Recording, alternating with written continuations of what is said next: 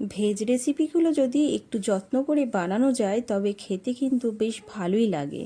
আজ যেমন ডিনারে বানালাম সাদা ঝরঝরে ভেজিটেবিল পোলাও, আর সঙ্গে ছিল মালাই পানির। মালাই পানির বানিয়েছিলাম বেশ কষা কষা করে। যে কোনো ভেজিটেবিল রেসিপিতে ঘি কিন্তু মাস্ট। ঘি না থাকলে ভেজ রেসিপি যতই ভালো করে বানাই না কেন সেই টেস্ট কিন্তু আসে না, তাই পানিরে দিয়েছিলাম অবশ্যই ঘি। সাদা পোলাও বানাতে প্রথমে নিলাম সরু বাসমতি চাল। চালগুলো খুব ভালো মতো ধুয়ে মিনিট 5 মতো ভিজিয়ে রাখবো। তারপর 80% মতো সেদ্ধ করে নেব এবং সেদ্ধ করে চালগুলো প্রথমেই ঠান্ডা করে নিতে হবে। গরম অবস্থায় কিন্তু পোলাও রান্না করা একদমই যায় না।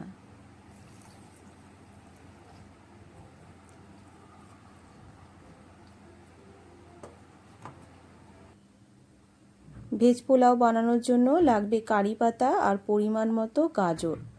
কর্নগুলোকে প্রথমে সেদ্ধ করে নিয়েছি, সেদ্ধ করে জল ঝরাতে দিয়েছি। আর গাজরগুলোকে একদম ছোট ছোট ডুমো ডুমো করে কেটে নিতে হবে।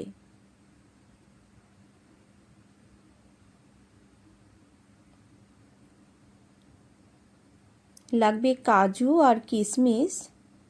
তো প্রথমে কাজুগুলোকে নিয়ে নিয়েছি, একটুখানি ধুয়ে কাজুগুলোকে একদম ওই গাজরের মতো ছোট ছোট করে কেটে নেব। আর কিশমিশগুলো জলের মধ্যে ভিজিয়ে রাখবো যতক্ষণ না পর্যন্ত এগুলি ফুলে বড় বড় হয়ে যায়। কড়াইতে নেব সাদা তেল আর সঙ্গে নেব 1.5 চামচ মতো ঘি। মিশিয়ে নিয়ে অ্যাড করব কারি পাতা।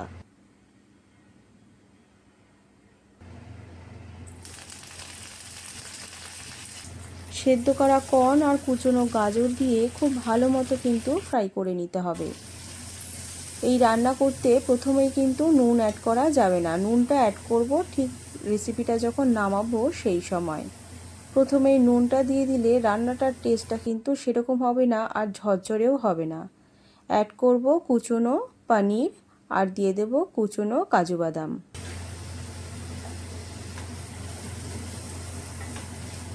খুব ভালো মতো সব একসাথে নাড়াচাড়া করব আর ফ্রাই করে নেব। নেক্সট অ্যাড করব একটুখানি সেন্টের জন্য এলাচ গুঁড়ো। এই এলাচ গুঁড়ো দিলে খুব দারুণ একটা কিন্তু সেন্ট আসবে।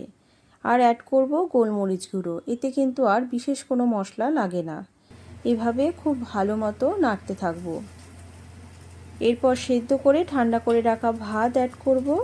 এবার সব একসাথে নাড়তে থাকব। যেহেতু এটা ফ্রাইড রাইস নয়, পোলাও বানাচ্ছি, তাই ডিপ ফ্রাই করার কিন্তু কোনো প্রয়োজন নেই। একটুখানি নাড়াচাড়া করে খুব ভালো মতো মিশে গেলেই কিন্তু এটা রেডি হয়ে যাবে।